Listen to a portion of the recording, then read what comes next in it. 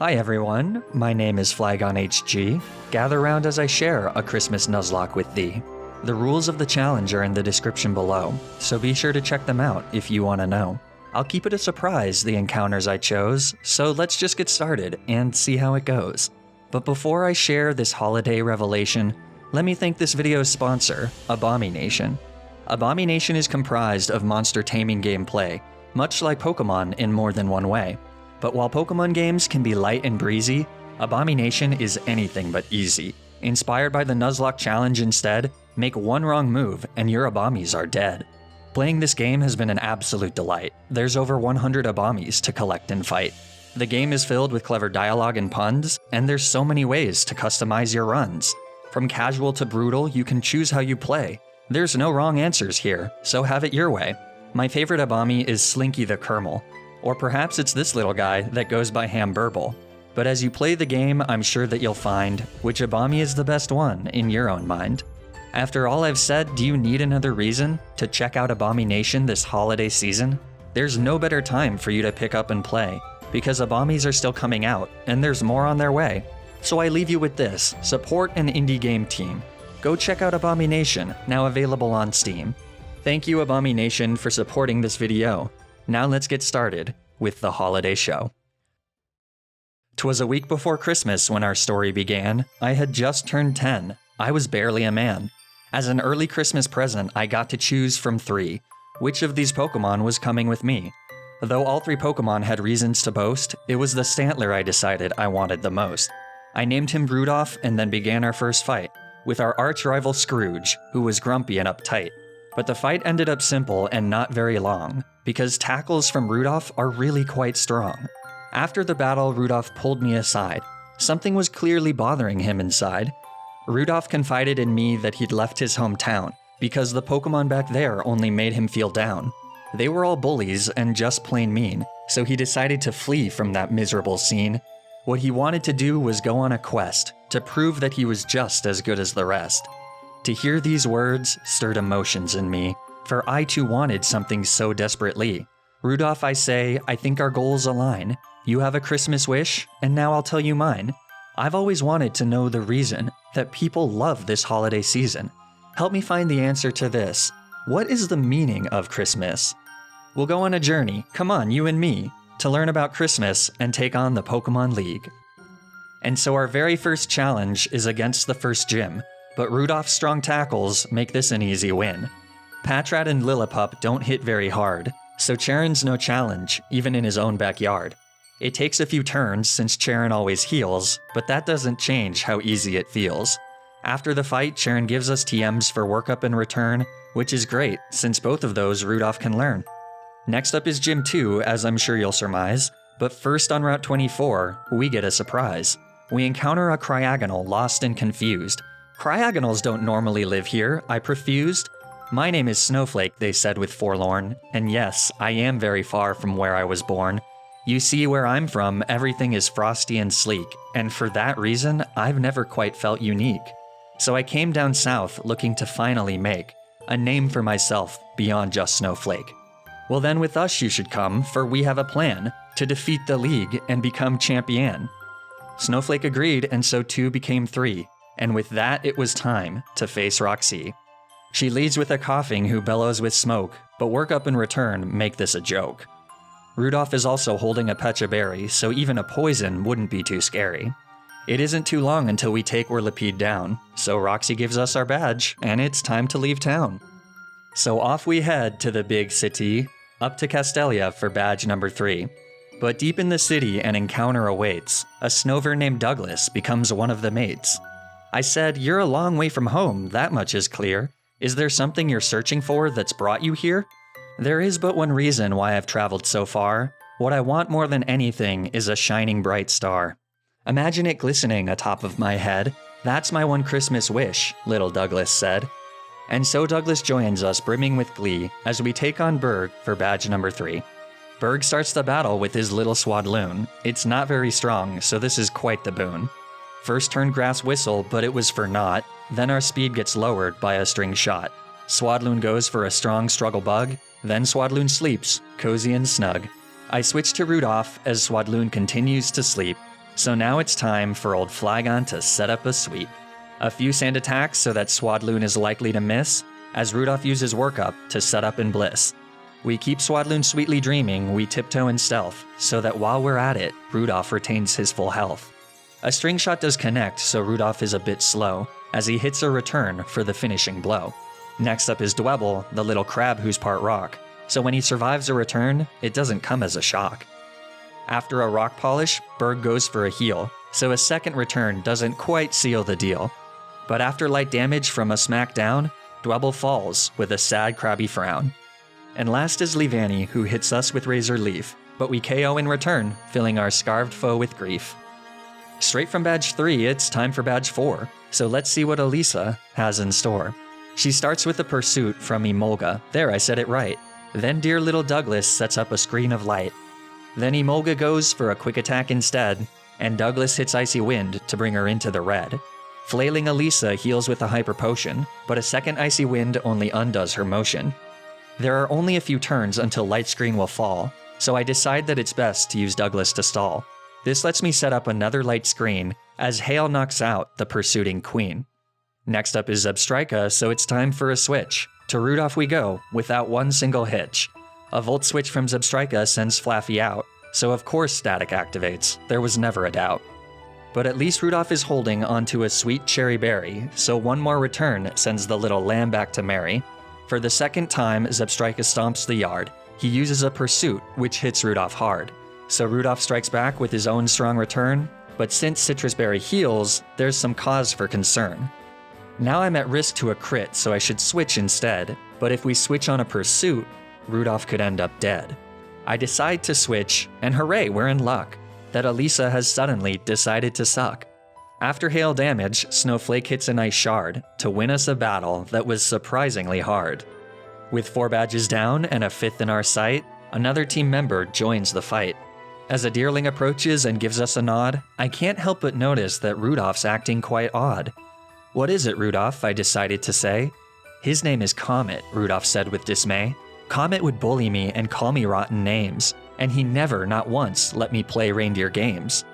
"That seems very cruel," I said. "I'm sorry to hear it. But friend, isn't forgiveness part of the Christmas spirit? Perhaps we should give him just this one chance, to do the right thing, to not judge at first glance. Rudolph, I'm sorry for all the things that I've done, but I swear I'll make it up to you by the end of our run. Tales of your journey have reached the reindeer newspapers, and I want nothing more than to join you in your merry capers.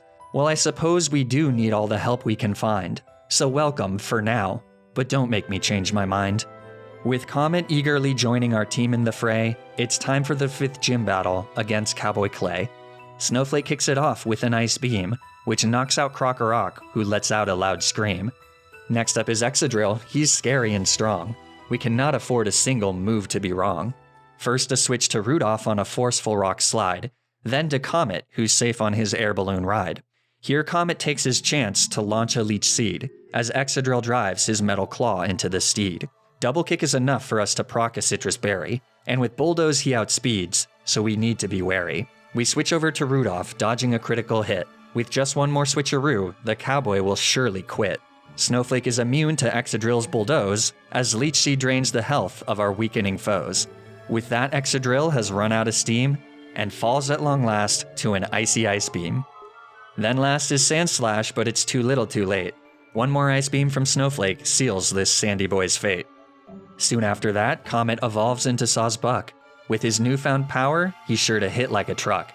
Marching on, we stumble upon a cute little tyke, a sweet baby Cubchoo by the name of Klondike. So far, all our heroes have reasons for joining the team.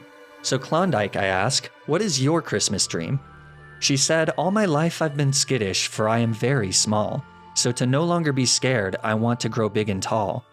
Well, for once, that's a problem that I can easily solve. For with just a bit of training, Klondike can evolve. She grows big and tall into a mighty bear tick. With that, her wish is fulfilled. That was painlessly quick. And that brings us now to badge number 6. Let's see what happens and which move Skyla picks. She leads with her Swoobat, who's simply not built to take an Ice Beam from the one and only Snowflake. Now that Snowflake has successfully done her thing, I switch over to Rudolph, who tanks a Steel Wing. Our return doesn't hit as hard as in the past, and then Skarmory uses agility to get really fast. Skarmory now outspeeds with her wings of steel, as Rocky Helmet Chip makes up for the weak damage we deal. But now that Skarmory has fallen into the red, Skyla heals, so I gamble with Hypnosis instead. This lets me get off another return for free, but then Skarm wakes up and hits Steel Wing number 3. I switch to Comet, these two make a pretty good pair, as Skarmory keeps going with her same old steely fare. This next turn requires a great deal of luck. If anything goes wrong, it would really suck. Skarmory air cutters, which thankfully doesn't crit, and then Comet jump kicks it, lights out little shit. Last up is Swanna, that weird looking duck. She goes for an air slash as I switch out my buck. To Klondike we turn for her debut gym battle. She comes bearing lefties, so she's not without a paddle. Gracefully Swanna does a dance of feather, making Klondike's ice punch easy to weather. So I switch out to Snowflake, who tanks an air slash. Let's end this battle and force Skyla to shell out some cash. An Icy Wind hits Swanna hard and lowers her speed, but Citrus and Roost bring her back to full HP. So an Ice Beam shoots into Skyla's dumb duck, which causes a freeze. LOL, get f***ed. And so with one final hit, Swanna is done. Skyla is defeated and the battle is won. That battle was close, and we could have easily lost. One critical hit, and we'd have paid a deadly cost. It's clear that we need to look for more help quick, and so in Celestial Tower, we encounter a Litwick. Hello Litwick, I say, will you please join our team? We're becoming champions with a Christmas theme. The Litwick sighs and begins to say very slow, I don't celebrate Christmas, so I don't think so. My name is Menorah, it's Hanukkah I celebrate, and that already happened at an earlier date. I'm sorry, I answer, forgive me, how rude. Not now and not ever did I mean to exclude. I guess I've been fixated on the meaning of Christmas for no reason, when really what's most important is the feeling of the holiday season. That feeling of being surrounded by family and friends, that's all that matters when December ends. That's what we're doing, we're celebrating holiday cheer. Regardless of your traditions, you're welcome here. Rudolph lets out a laugh and says with flourish, well, that takes care of your Christmas wish.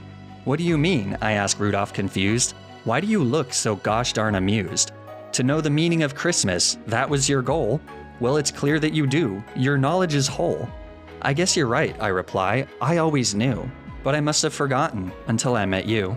Well, your friendship is strong, so how can I say no to joining this merry holiday rodeo?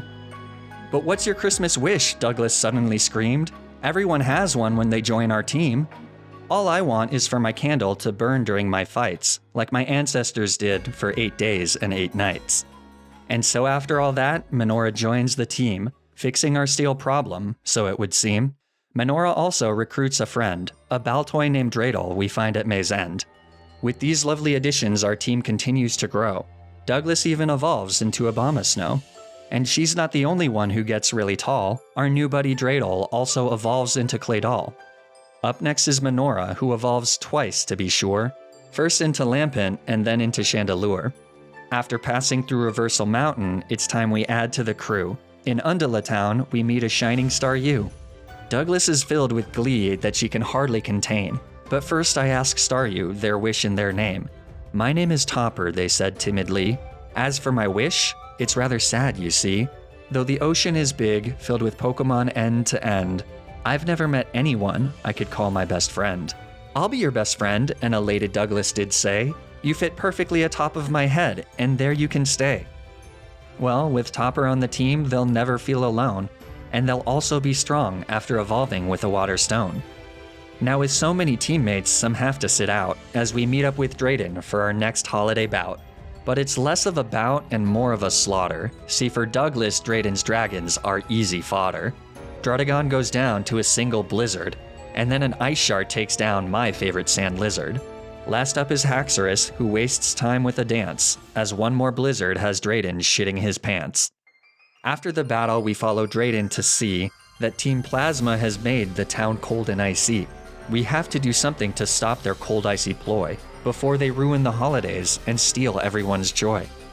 As we fight against Zinzolin to save this frozen place, a teammate recognizes a familiar snow face. Snowflake is shocked to see this particular foe, for it's someone we can tell that they already know. I told you when you left home, the Cryagonal said, that the next time I saw you, you'd end up dead. I recall, Snowflake sighs, it still makes me sad. It's time you got over our differences, Dad. Alarm bells ring deep inside me. Oh God, what do I say? To fight a teammate's father feels morally gray. Ah, Snowflake, I cry, what on earth should we do? I can't hurt your dad if that would also hurt you. No, that hollow husk has never treated me well. Rudolph, finish this fight and send him to hell. Rudolph dutifully does so with one single return, but is revenge really the lesson that we want Snowflake to learn?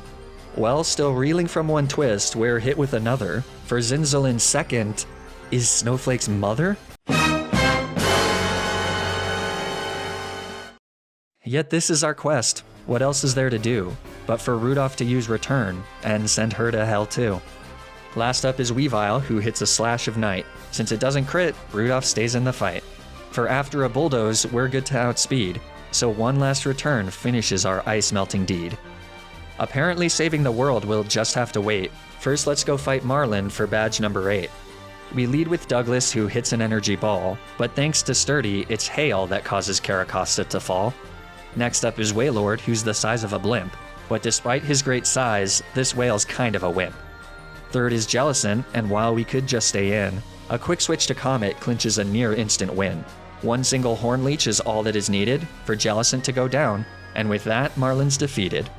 Before it comes time to save the day, we've got one more encounter. Hip hip hooray! We meet a Delibird eager to fight for our team. Helping you out would be my absolute dream. Well, Santaburb, your enthusiasm sure rocks, so your special job is to stay in the box. Once it comes time to board Team Plasma's ship, it's here where my caution starts to finally slip. In my holiday hurry, I foolishly start a rematch against Zinzalin and his bad Frosty Batch. Minora's our lead, which is sure not ideal, because he baits Weavile, who will Night Slash with zeal. So I go for a burn. Why? I can't really say. Then Snowflake's dad confuses with Array. I switch to Topper since the guy's pretty fast, and might knock out Weavile with one single blast. But Power Gem doesn't knock out dear old dad. Then Topper gets frozen. That feels bad. Well, it's back to Minora, for now we're safe and sound. And then a Nightshade puts Cryagonal into the ground. Next up is Weavile, who threatens with a Night Slash hit, so I switch to Comet as Weavile thankfully doesn't crit. Comet will outspeed and kill with Jump Kick, but Weavile has up his sleeve a nasty little trick. See, Weavile has priority with his Ice Shard, which is super effective and hits Comet hard. Comet falls down to the ground, his face turning white. Rudolph screams bloody murder, horrified by the sight. He runs to his friend, who is barely still here, and leans close to whisper into dear Comet's ear. Comet, don't go. We need you to be tough. Without you, our team simply won't be enough. Comet gives a weak smile and quietly replies, if you trust in each other, you might be surprised. You don't need me, Rudolph. You never did. You just needed to unlock the power you hid. Rudolph, I'm sorry for all the mean things I've said. I'd love you like a brother, even if your nose was red. With that, the light faded from young Comet's eyes, and with fire in his heart, Rudolph began a slow rise. The tears falling down made Rudolph's eyes start to burn as he knocks out the Weavile with a hearty return. With one more move from Rudolph into Mama Snowflake, the battle is won, but a soul it did take. As we head off to fight Ghetsis, there's a feeling of dread. Which one of us would be next to wind up dead? In truth, we've been lucky to have traveled this far, to rip right through our quest without so much as a scar. Comet will be missed, but we have to move on. As they say, it always feels darkest just before dawn. And besides, the world's in danger, so it's not time to slack. We need to be ready to fight Kyurem Black. Minora leads and burns the mighty Ice Beast, then a Dragon Breath hits hard, to say the absolute least. On another Dragon Breath, I switch over to Dreidel. Then Kyurem uses Fusion Bolt, which is an obvious fail. So Dreidel retaliates, erupting with an Earth power. Then Kyurem starts a 2-turn move in his 25th hour. With one final Earth power, Kyurem is disarmed, and our team is happily safe as no one got harmed. But right after that, it's time for our next fight. Against Ghetsis, who comes at me with all of his might. He leads Cofagrigus, but he's quick to fall. All it takes from Minora is one Shadow Ball. Second is Seismitoad, but he's easy too. One energy ball and that toad is through. But third is Drapion, who threatens with sniper crits, so I just gotta pray that Will-O-Wisp actually hits. Call it Christmas luck, for we connect with our shot, so we can switch to Rudolph since Drapion won't do a lot. Then we start using workups to set up for a sweep. But Drapion gets a crit, which feels kind of cheap. But still, one attack boost is enough for our goal, so a return adds Drapion to our Christmas death toll. For his next trick, Get Sis brings out Toxicroak, who normally would be an absolute joke. A +1 return surely will kill, but Priority Sucker Punch could stop us still. There's not much to do but pray we're not dead. But Toxicroak uses another move instead. A return puts the second toad 6 feet under, so the battle is won as long as we refrain from blunder. Hydreigon and Eelektross both go down in one shot, and so Getsis ended up being easier than I thought. And now all that's left is to take on the Elite Four. They're tough, but we're prepared for whatever's in store. Here's the 6 members who will be finishing the run. Klondike's in the box and will have to miss out on the fun. Rudolph is ready to at last reach his dream, and Snowflake's excited to help out the team. Dutiful Douglas is more than prepped for the fight, and Minora's candles of course will be burning so bright. Dreidel's here too, underwritten though he may be, and last but not least is Topper, the powerful Starmie. So let's see if this team has what it takes to become holiday champions for holiday's sake. First is Chantel, but she's barely a thought. It's almost as if she and I never fought. The solution to her ghost types is one size fits all. Minora just sweeps them with Shadow Ball. Even his twin, Chantel's Chandelure, a Shadow Ball's too strong for her to endure. So Chantel falls and we don't even get hit. So far so good, now let's not blow it. Now we face Caitlyn, and Minora's Shadow Ball doesn't quite cause her Musharna to fall. I must make a few switches so Jan doesn't put us to sleep, but after a few more turns, we're in a position to sweep. Another Shadow Ball and Musharna is done, then it's 3 more Shadow Balls and the battle is won. Next is Marshall, so Minora can rest. It's time for Dreidel to be put to the test. Dreidel hits Psychic as he enters the room, and then Throw retaliates, hitting us with Rock Tomb. Dreidel uses Reflect to brace for an attack, then Marshall's Throw hits with a powerful Payback. But since Payback is a move that will always go last, Dreidel outspeeds to hit Psychic and Throw goes down fast. Next is Mian Xiao, who threatens with U-turn, but he just goes for a Bounce, I'm happy to learn. Of course Bounce hits and paralyzes my friend. On ridiculous RNG, you can always depend. And so Mian Xiao again jumps up in the air. Just hit this Psychic and we'll be halfway there. Thankfully Psychic gets the one shot, and then Sock comes out, just as I thought. So I switch to Douglas, who tanks a Payback, and now thanks to Hail, Sock's Sturdy is cracked. So next is a switch to Topper, always by Douglas's side, as Sock goes for a fairly powerful Rock Slide. And just like that, Topper is able to finish off Sock. The work of one Psychic makes our victory a lock. Last up is Conkeldurr, Topper's next mark. Victory's ours, Topper knocked it out of the park. I saved the hardest Elite Four member for last, for he has dark types that can hit hard and fast. He starts with Liepard, so Rudolph's my lead. To dodge one critical hit is all that we need. Rudolph goes for workup, number 1 of 2. Then Liepard hits Night Slash with no crit, thank you. Rudolph's next move's the second workup we need, but then with Attract, Liepard plants a Love Seed. This looks bad. Rudolph, you've gotta come through. The fate of our whole run is counting on you. But Rudolph knows that for love, this is neither the time nor place, and so Jump Kick connects into Liepard's Jellicle face. And so each of the next 3 Pokemon quickly dies to the dominant force of Rudolph's thighs. Rudolph has a wide lens, so Jump Kick will always hit. Know where he learned that one? His old pal Comet. With that, the Elite Four has been put in their place, and there's only one last trainer for us to face. Iris is strong, but at the end of the day, we're tough motherfuckers. Yippee-ki-yay. She leads her scary dragon, the one with 3 heads, but a single Ice Beam from Snowflake and all 3 are dead. So second is Druddigon, just 1 head, not 3, but an Ice Beam still kills this dragon for free. Third up is Archeops, who is pretty darn fast, but Snowflake is faster and Ice Beams his ass. And just like that, we've cleared half of the champions team. Perhaps this finale won't be as hard as it seems. But then fourth is Aggron, so I don't know what to do. Snowflake turns and says, "Guys, this is for you." You've given me all that a snowflake could ask for: friends, family, adventure, and so much more. This team, my family, with my life I'll defend. We were never all going to make it all the way to the end. And so Snowflake strikes with one final ice beam, and then Rockslide hits us, ending the dream. But now's not the time to give up and mourn, so Topper comes out filled deeply with scorn.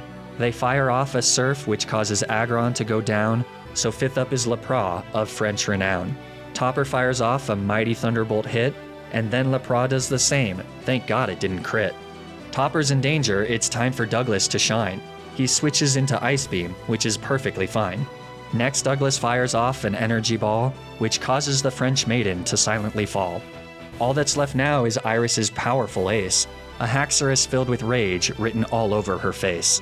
It's not safe to switch and risk a free Dragon Dance. Douglas knows this too as she braces her stance.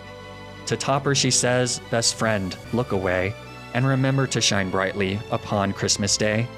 With that, Douglas turns to face her Snowmaker as Haxorus hits X-Scissors and she falls like paper. The team is in ruins, this battle's been tough. But then Rudolph says, "Enough is enough. No more friends need to die on this day. I'll finish this now, it's the only way." Rudolph uses Bulldoze to lower Haxorus' speed, and she goes for Dragon Dance. We made the right read. We bet on a Dragon Dance again, so we Bulldoze once more, but Haxorus goes for Earthquake, shaking the floor. But the move doesn't crit, and so Rudolph's work is not done. With one more return, he knocks out Haxorus, ending the run. And with that, we're Hall of Fame heroes, basking in glory. And so ends our little holiday story. Everyone got their wish when it was all said and done, even if we didn't all make it to the end of the run.